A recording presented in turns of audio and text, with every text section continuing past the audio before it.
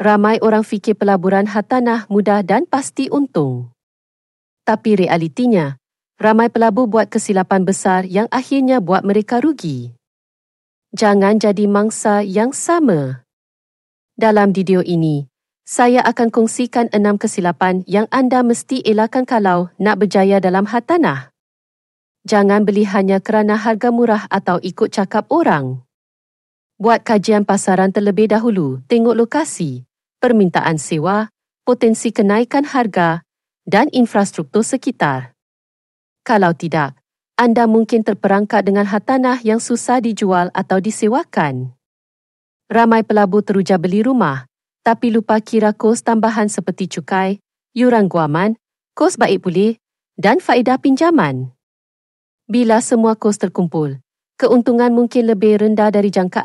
Ramai orang beli hartanah dengan harapan harga naik dalam masa beberapa tahun. Tapi pasaran tak sentiasa naik.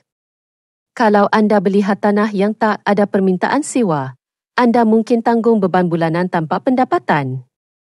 Beli rumah pakai loan? Bagus.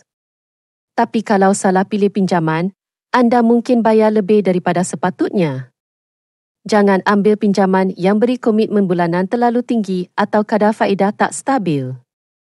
Anda dah labur ratusan ribu ringgit beli rumah, tapi tak lindungi dengan insurans?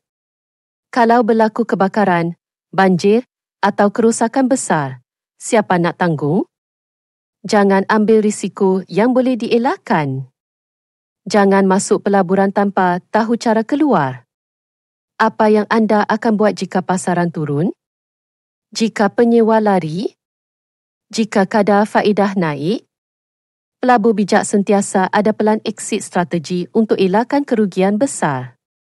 Pelaburan hartanah memang menguntungkan jika anda elak kesilapan ini.